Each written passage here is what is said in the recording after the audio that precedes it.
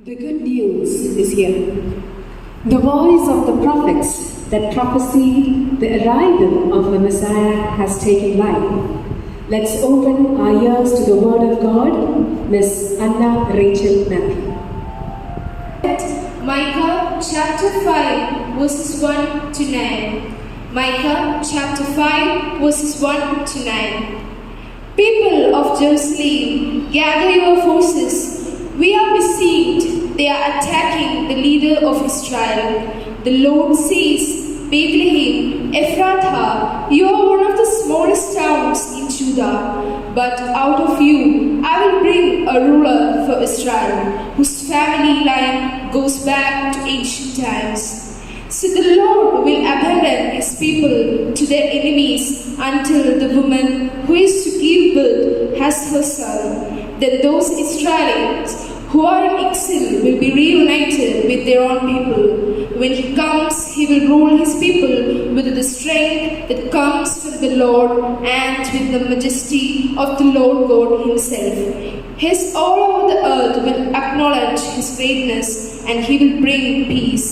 When the Assyrians invade our country and break through our defenses, we will send our strongest leaders to fight them. By force of arms, they will conquer Assyria, the land of Nimrod, and they will save us from the Assyrians when they invade our territory. The people of Israel who survive will be like refreshing dew sent by the Lord for many nations, like showers on growing plants. They will depend on God, not human beings. Those who are left among the nations will be like a lion hunting for food in a forest or a pasture. It gets it among the sheep, pounces on them, and tears. അഭയാർത്ഥിയായി ആലംബഹീനനായി അലയുകയാണ്. ഓർക്കുക, ഇത് മാനവനോട് കാട്ടിയ കരുണ. ഇത് Mshiha യുഗത്തിൻ്റെ ആരംഭം. ഹൃദയങ്ങളെ അർപ്പിക്കാം, കരുതലിൽ കരങ്ങളാകാം. ശ്രദ്ധിക്കാം.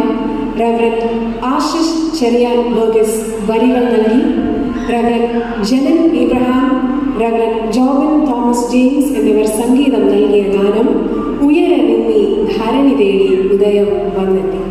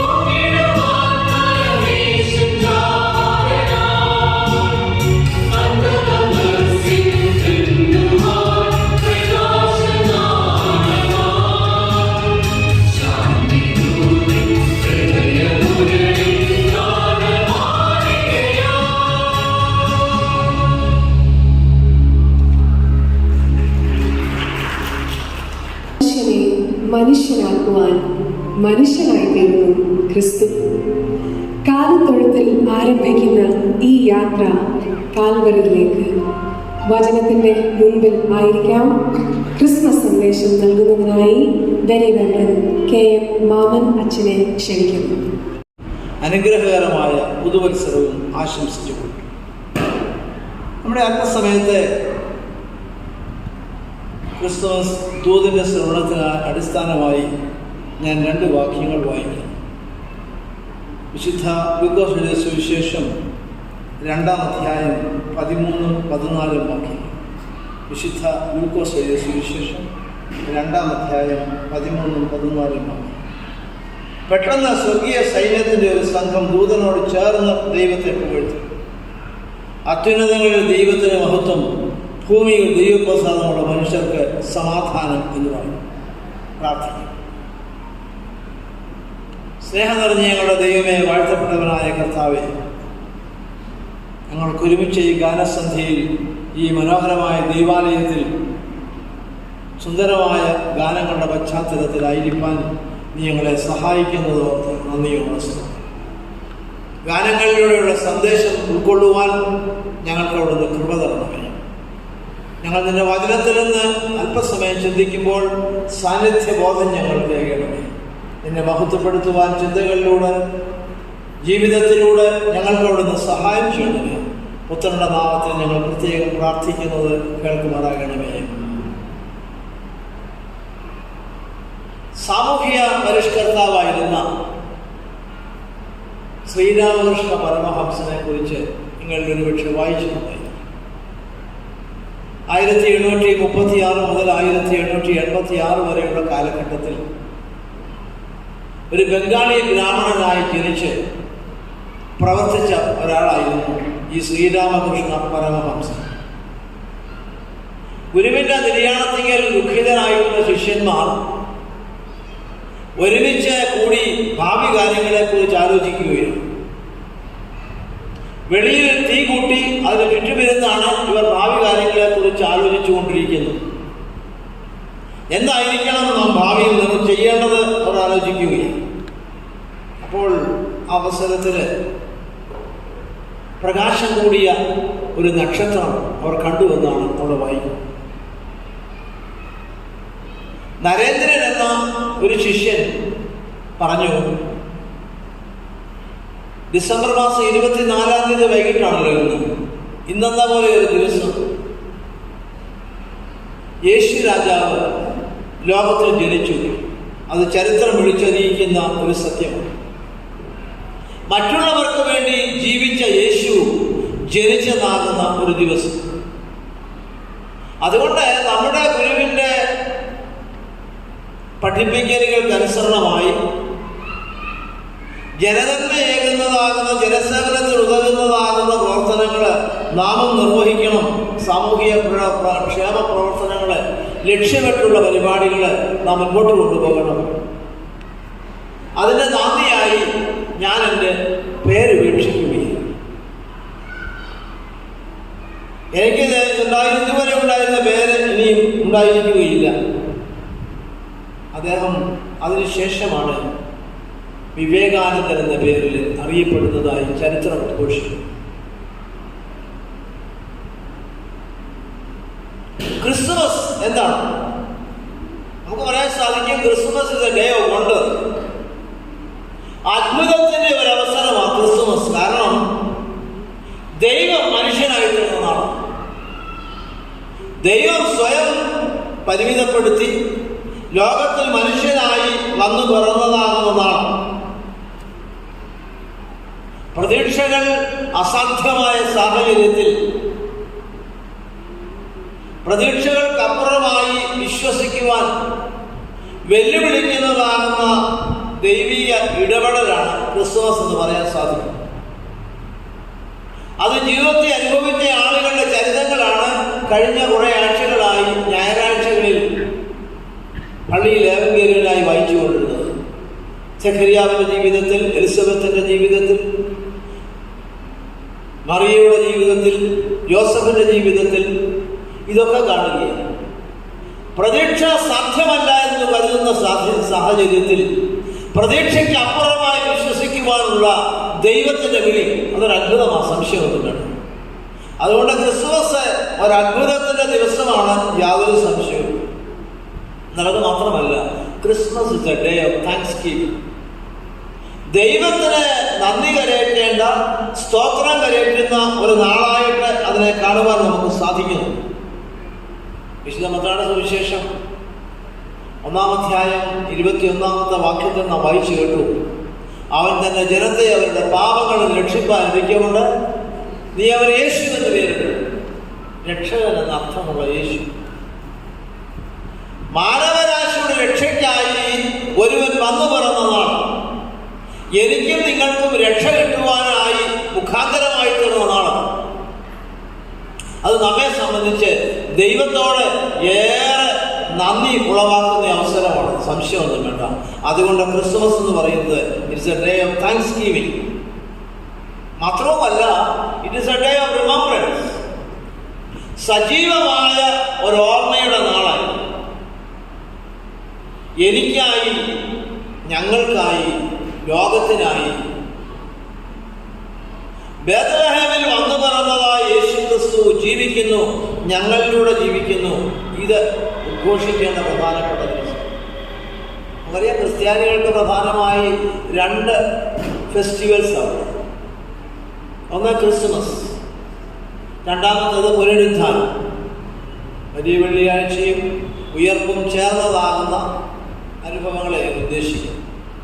ഈ 2 പെരുന്നാളുകളാണ് ക്രിസ്ത്യാനികൾക്ക് പ്രധാനമായിട്ടുള്ളത്. ക്രിസ്മസ് യേശുവിൻ്റെ ജനന പെരുന്നാളാണ്, നമുക്കറിയാം. നാം വായിച്ചു കേട്ടിപ്പോൾ സർവ്വജനത്തിനും ഉണ്ടാവാനുള്ള ഒരു മഹാസന്തോഷത്തിൻ്റെ നാളാണ്. ഏതാനും ചിലർക്ക് വേണ്ടി മാത്രമല്ല, സർവ്വജനത്തിനും ഉണ്ടാവാനുള്ള മഹാസന്തോഷത്തിൻ്റെ നാളായിട്ടാണ് ഈ നാളിനെ കാണുന്നത്. മനുഷ്യൻ അഭിമുഖീകരിക്കുന്ന അടിസ്ഥാന പ്രശ്നങ്ങൾക്ക് പരിഹാരമായിട്ട് ആ ജനനം ആകുന്നത് കൊണ്ടാണ് ആ ജനനം സന്തോഷ കാരണമാവുന്നത്. നാം മനോഹരമായ ഗാനങ്ങൾ കേൾക്കുന്നു. വളരെ കമനീയമായി, വളരെ ഏറെ അധ്വാനിച്ച് അലങ്കരിച്ചിരിക്കുന്ന പള്ളിയും പരിസരവും ഒക്കെ നമ്മുടെ കണ്ണുകൾക്ക് ഇമ്പമേകുന്നതാണ്, സംശയമൊന്നുമില്ല. ഇതിലൊക്കെ ഏർപ്പെട്ടവരൊക്കെ തികച്ചും അഭിനന്ദനായിട്ടുള്ള ആളുകൾ. എന്നാൽ ഈ ക്രിസ്മസിന്റെ നാളിൽ നാം ഓർക്കേണ്ട 3 കാര്യങ്ങൾ വളരെ ചുരുങ്ങിയ സമയത്തുള്ളിൽ പറയാൻ ഞാൻ ആഗ്രഹിക്കുന്നത് ഈ വേളയിൽ നിങ്ങളോട്. ഒന്നാമതായിട്ട്, Christmas is God's intervention into history for man's perfection. മനുഷ്യന്റെ പൂർണ്ണതയ്ക്കായി ദൈവ ചരിത്രത്തിൽ ഇടപെടുന്ന അനുഭവമാണ് ക്രിസ്മസ് എന്ന് പറയുന്നത്. അപൂർണനായ മനുഷ്യനെ പൂർണ്ണത നൽകുവാനായിട്ട് കാലത്തികവിങ്കൽ ലോകത്തിൽ വന്നു നിച്ച കർത്താവ് മനുഷ്യനെ പൂർണ്ണതയേകുവാനായി ദൈവം തിരുമനസ്സായ വലിയ നാൾ. നമുക്ക് പറയാൻ സാധിക്കും, സ്വർഗം സംഗീതമായി പരന്നൊഴുകിയ ഒരു നാളാണ് ക്രിസ്മസ്. വായിച്ചു കേട്ടു, നാട്ടിടയന്മാർ സ്വർഗീയ ദൂതന്മാരുടെ പാട്ടുകൾ കേൾക്കുകയും ആ പാട്ടിലൂടെയാണ് അവർ വിവരം അറിയുന്നത്. ആ പാട്ടിലൂടെ കേട്ട ആ വിവരത്തിനനുസരിച്ച് അവർ നിശ്ചയിക്കുകയാണ്, ഞങ്ങൾക്ക് ഇത് പോയി കാണണം. 2-ാം അധ്യായത്തിന്റെ 14-15 വാക്യങ്ങൾ അവർ നിശ്ചയിക്കുകയും അവർ ആ തീരുമാനത്തിനൊത്തവണ്ണം പ്രവർത്തിക്കുന്നതായിട്ടും അവിടെ നാം പ്രത്യേകമായിട്ട് കാണുകയും. Heaven has the music of love. സംഗീതമാണത് ക്രിസ്മസ്. എന്നാൽ ഈ സംഗീതം സ്നേഹത്തിന്റെ സംഗീതം. സ്നേഹത്തിന്റെ സംഗീതം പരന്നൊഴുകിയ നാളാണ് ഈ ക്രിസ്മസ് എന്നുള്ളത് നാം പ്രത്യേകം ഓർക്കേണ്ടത്. ദൈവസ്നേഹത്തിന്റെ മന്ദഹാസമാണ് ക്രിസ്മസ് എന്ന് വിശേഷിപ്പിക്കാറ്. ദൈവസ്നേഹം ഒരു ശിശുവിന്റെ പുഞ്ചിരിയിലൂടെ മാനവരാശി മനസ്സിലാക്കുന്ന മഹത് ദിനമാണ്. സഹോദര സ്നേഹവും സാഹോദര്യ ബന്ധവും കുറഞ്ഞുകൊണ്ടിരിക്കുന്ന ഒരു കാലമാണോ ഇത്? നാം നമ്മോട് ചോദിക്കണം. ക്രിസ്മസ് വേർപാടിന്റെ നടിച്ചുവർ ഇടിച്ചു കളയുന്നതാണ് എന്ന് നാം എഫേസ്യ ലേഖനത്തിൽ വായിക്കുന്നുണ്ട്. 2-ാം അധ്യായത്തിന്റെ 14-ാമത്തെ വാക്യം. ചരിത്രത്തിൽ വന്നിറങ്ങിയ ദൈവം മനുഷ്യനെ പൂർണ്ണ പുത്രനായിട്ട് ലോകത്തിൽ തിരിഹിത പ്രകാരം അവതരിച്ച കർത്താവ് ഈ ക്രിസ്മസിന് അദ്ദേഹത്തെയാണ് ധ്യാനിക്കുന്നത്. രണ്ടാമതായിട്ട് Christ was the burning and shining light in the dark Christmas night. Christmas രാത്രിയുടെ ഇരുട്ടിൽ കത്തിജ്വലിച്ച് പ്രകാശിക്കുന്നവനാണ് ക്രിസ്തു. ക്രിസ്മസ് ഒരർത്ഥത്തിൽ പ്രകാശത്തിന്റെ ആണല്ലോ എല്ലാം തന്നെ. എവിടെയും നോക്കൂ, സാധാരണ ഉള്ളതിൽ കവിഞ്ഞ പ്രകാശം. പ്രകാശത്തിന്റെ പ്രത്യേകത എന്താണ്? ഒന്ന്, ഇറ്റ് ഷൈൻസ്, സ്വയമേവ പ്രകാശിക്കുന്നു, വെളിച്ചം കൊടുക്കുന്നു. രണ്ട്, ഇറ്റ് റിമൂവ്സ് ഡാർക്ക്നെസ്, അത് അന്ധകാരം അകറ്റുന്നു. വെളിച്ചമുള്ളിടത്ത് അന്ധകാരത്തിന് സ്ഥാനമില്ല, അന്ധകാരം ദൂരീകരിക്കപ്പെടുകയാണ് ചെയ്യുന്നത്. വെളിച്ചത്തിന്റെ മുഖത്ത് അന്ധകാരത്തിന് നിലനിൽപ്പില്ല എന്നുള്ളത് നമുക്ക് അറിയാവുന്നതായ പ്രധാനപ്പെട്ട സംഗതിയാണ്. വെളിച്ചം വഴികാട്ടുന്നു, നേർവഴിയിലൂടെ ചലിപ്പാൻ നമ്മെ സഹായിക്കുന്നതാണ് വെളിച്ചം. അത് തന്നെയുമല്ല, അപകട സൂചന തരുന്നതും കൂടിയാണ്. നാൽക്കവലകളിലൊക്കെ പോയാൽ മിന്നുന്ന ട്രാഫിക് ലൈറ്റുകളൊക്കെ നമുക്ക് കാണും. അത് തരുന്ന സിഗ്നലുകൾ കൊത്തവണ്ണമാണ് ഗതാഗതം നിയന്ത്രിക്കപ്പെടുന്നത്. അപകട സൂചന നൽകുവാനും വെളിച്ചം ഉപകരിക്കുന്നുണ്ട്. നാം അന്ധകാരത്തെ അകറ്റുന്ന പ്രകാശങ്ങളായി, വഴികാട്ടുന്നവരായി, അപകട സൂചന ചുറ്റുപാടുകൾക്ക് നൽകുന്നവരായി ജീവിക്കുവാൻ നമുക്ക് സാധിക്കണം. ഇത് നാം പ്രത്യേകം ഓർക്കണം. നമുക്കറിയാം, ഇരുണ്ട ഒരു കാലഘട്ടത്തിലാണ് യേശുക്രിസ്തു ജനിച്ചത്. പഴയ നിയമ പ്രവചന കാലഘട്ടം കഴിഞ്ഞ് 400 വർഷക്കാലം ഇസ്രായേലിൽ യാതൊരു പ്രവചന ശബ്ദവുമില്ല. ഈ കാലഘട്ടത്തെ ഇരുണ്ട കാലഘട്ടമെന്ന് വിശേഷിപ്പിക്കാറുണ്ട്.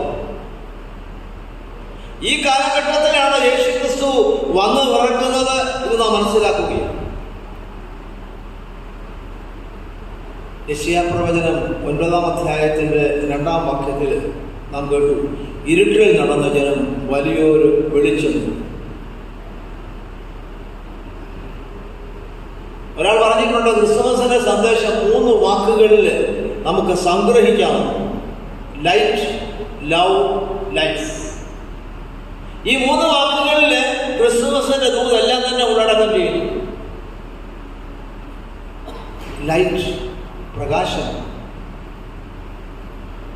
ലവ്, സ്നേഹം; ലൈഫ്, ജീവൻ. ഇതാണ് ക്രിസ്തുമസ് എന്ന് വേണമെങ്കിൽ ചുരുക്കി നമുക്ക് പറയാൻ സാധിക്കും. നമുക്കറിയാം, ഉൽപ്പത്തി പുസ്തകം വായിക്കുമ്പോൾ 1-ാം അധ്യായത്തിന്റെ 3-ാം വാക്യത്തിൽ നിന്ന് വായിക്കുന്നുണ്ട്, വെളിച്ചമുണ്ടാകട്ടെ എന്ന് ദൈവം കൽപ്പിച്ചു, വെളിച്ചമുണ്ടായി. വിശുദ്ധ യോഹന്നാന്റെ സുവിശേഷം 1-ാം അധ്യായം 5-ാം വാക്യത്തിൽ വായിക്കുന്നുണ്ട്, വെളിച്ചം ഇരുളിൽ പ്രകാശിക്കുന്നു, ഇരുളോ അതിനെ പിടിച്ചടക്കി. വിശുദ്ധ യോഹന്നാന്റെ സുവിശേഷത്തിൽ തന്നെ 8-ാം അധ്യായം 12-ാം വാക്യത്തില് യേശുക്രിസ്തു പറയുന്നുണ്ട്, ഞാൻ ലോകത്തിന്റെ വെളിച്ചമാകുന്നു, എന്നെ അനുഗമിക്കുന്നവൻ ഇരുളിൽ നടക്കാതെ വെളിച്ചത്തിൽ നടക്കുന്നു. വിശുദ്ധ മത്തായിയുടെ സുവിശേഷത്തിൽ നിന്ന് വായിക്കുമ്പോൾ 5-ാം അധ്യായത്തിന്റെ 14-ാമത്തെ വാക്യത്തിന്റെ ആദ്യ ഭാഗത്ത് പറയുന്നു, യേശു പറയുന്നു, നിങ്ങൾ ലോകത്തിന്റെ വെളിച്ചമാകും. ഞാൻ ലോകത്തിന്റെ വെളിച്ചമാകുമെന്ന് പറഞ്ഞ കർത്താവ് നമ്മോട് ഓരോരുത്തരോടും പറയുകയാണ്, നിങ്ങൾ ലോകത്തിന്റെ വെളിച്ചമാകും. ലോകത്തിന് പ്രകാശം കൊടുക്കുവാനായി ആക്കപ്പെട്ടവരാണ് നിങ്ങൾ. വിശുദ്ധ മത്തായി 5:16 പറയുന്നുണ്ട്, അങ്ങനെ മനുഷ്യർ നിങ്ങളുടെ നല്ല പ്രവർത്തികളെ കണ്ട് സ്വർഗസ്ഥനായ നിങ്ങളുടെ പിതാവിനെ മഹത്വപ്പെടുത്തേണ്ടതിന് നിങ്ങളുടെ വെളിച്ചം അവരുടെ മുൻപിൽ പ്രകാശിക്കണം. മനുഷ്യരുടെ മുൻപിൽ വെളിച്ചം പരത്തുവാനായിട്ടാകുന്നു എന്നെയും നിങ്ങളെയും ആക്കിയിരിക്കുന്നത്. ഇത് വേദപുസ്തകം പഠിപ്പിക്കുന്ന പ്രധാനപ്പെട്ട സംഗതിയാണ്. ക്രിസ്തുമസ് വെളിച്ചത്തിന്റെ ദിനമാണെന്ന് നമുക്ക് തീർച്ചയായും പറയാം. ഭയത്തിന്റെയും ആശങ്കയുടെയും പരസ്പര വിദ്വേഷത്തിന്റെയും കൂരിരുളിനെ ലോകത്തിന്റെ വെളിച്ചമായ കർത്താവ് ദൂരീകരിക്കുകയാണ്. ക്രിസ്തുമസ് സ്നേഹത്തിന്റെ ദിനമാണെന്ന് ഓർമ്മപ്പെടുത്തി. യോഹന്നാന്റെ സുവിശേഷം 3-ാം അധ്യായം 16-ാം വാക്യം നമുക്ക് എല്ലാവർക്കും കാണാൻ അറിയാവുന്ന വാക്യം. ഏകജാതനായ പുത്രൻ വിശ്വസിക്കുന്ന ഏവനും നശിച്ചു പോകാതെ നിത്യജീവൻ പ്രാപിക്കേണ്ടതിന് ദൈവം അവനെ നൽകുവാൻ തക്കവണ്ണം ലോകത്തെ സ്നേഹിച്ചു. യോഹന്നാന്റെ ലേഖനം വായിക്കുമ്പോൾ നാം കാണുന്ന 1-ാമത്തെ ലേഖനം 4-ാം അധ്യായം 8-ാം വാക്യത്തില് സ്നേഹിക്കാത്തവൻ ദൈവത്തെ അറിഞ്ഞിട്ടില്ല. ദൈവം സ്നേഹം തന്നെ. പൗലോസിന്റെ സ്നേഹഗീത എന്നറിയപ്പെടുന്ന 1 കൊരിന്ത്യർ 13-ാം അധ്യായത്തിന്റെ 13-ാമത്തെ വാക്യത്തിൽ പറയുന്നു, ആകയാൽ വിശ്വാസം, പ്രത്യാശ, സ്നേഹം ഈ 3 നിലനിൽക്കുന്ന ഇവയിൽ വലിയതോ സ്നേഹം തന്നെ. അവിടെയൊക്കെ സ്നേഹത്തിന്റെ ശ്രേഷ്ഠത എടുത്തു പറയുന്നു. യേശുക്രിസ്തുവിന്റെ ലോകത്തിലേക്കുള്ള ആഗമന ഉദ്ദേശം ആദ്യ സുവിശേഷമായ വിശുദ്ധ മർക്കോസിന്റെ സുവിശേഷം 10-ാം അധ്യായം 45-ാം വാക്യത്തിൽ പറയുന്നുണ്ട്, മനുഷ്യപുത്രൻ ശുശ്രൂഷ ചെയ്യിപ്പാനല്ല, ശുശ്രൂഷിപ്പാനും അനേകർക്ക് വേണ്ടി തന്നെ ജീവന് മറുവിലയായി കൊടുപ്പാനും അത്രേ വന്നത് എന്നവിടെ പ്രത്യേകമായിട്ട് പറയുന്നു. ക്രിസ്തുമസ് സ്നേഹത്തിന്റെ പെരുന്നാൾ. വെറുപ്പും വിദ്വേഷവും ഒക്കെ വെടിഞ്ഞ് സ്നേഹത്തിനും സഹവർത്തൃത്വത്തിനും ജീവിക്കുവാൻ കഴിയണം. എന്നെ കേൾക്കുന്ന ദൈവമക്കളെ, ഞാൻ പറയട്ടെ, എവിടെയെങ്കിലും സ്നേഹത്തിന് കുറവുണ്ടെങ്കിൽ, ആരോടെങ്കിലും സ്നേഹത്തിന് ഭഞ്ജനം സംഭവിച്ചിട്ടുണ്ടെങ്കിൽ അത് തിരുത്തുവാനുള്ള നാളായിട്ട് ഈ ക്രിസ്മസിന്റെ നാളുകൾ ഉപയോഗപ്പെടുത്തണമെന്ന് ഞാൻ പ്രത്യേകം ഓർമ്മപ്പെടുത്തുകയും. ക്രിസ്മസ് ജീവൻ പ്രദാനം ചെയ്യുന്ന